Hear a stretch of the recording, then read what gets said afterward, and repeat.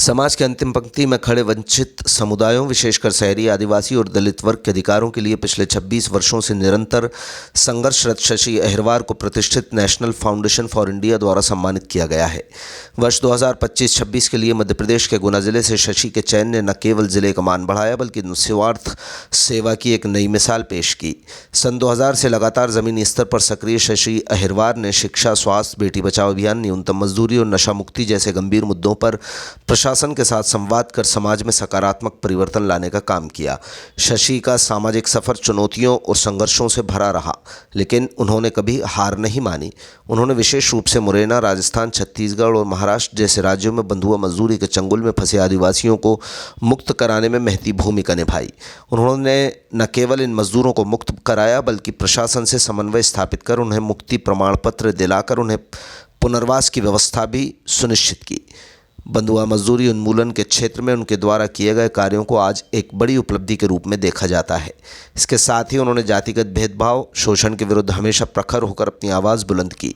गौरतलब है कि भारत रत्न सी सुब्रमण्यम द्वारा 1990 में स्थापित नेशनल फाउंडेशन फॉर इंडिया ऐसे ही कर्मठ सामाजिक कार्यकर्ताओं का चुनाव करता है जो संवैधानिक मूल्यों को बढ़ावा देते हुए समाज के अंतिम छोर पर खड़े व्यक्ति की सहायता करते हैं।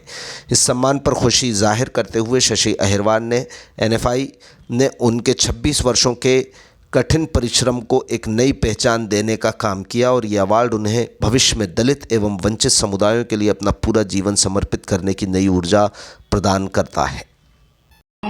जब हम सबसे अंतिम खड़े व्यक्ति तक पहुंचे,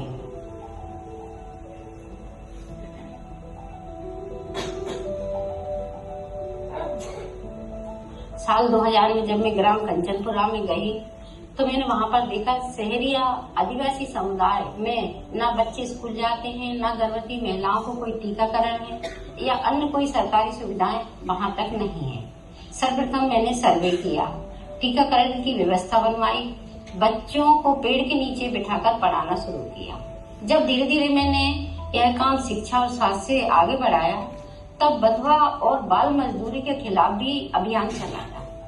इस क्षेत्र में मैंने न्यूनतम मजदूरी, पुनर्वास के लिए प्रशासन से लगातार संवाद किया।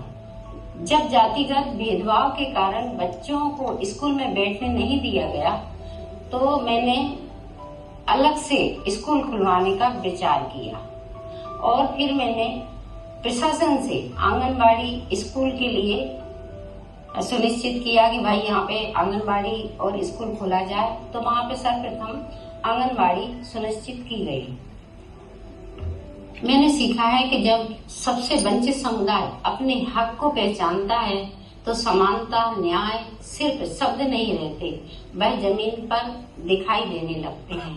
यह इस समुदाय की पीड़ा नहीं है, क्योंकि ये पीड़ा मेरी खुद की थी। ये पीड़ा मैंने स्वयं पे देखी थी, मेरे बच्चों के साथ देखी थी, तभी मैंने इस समुदाय का हाथ थामा और मैं आगे बढ़ती जा रही।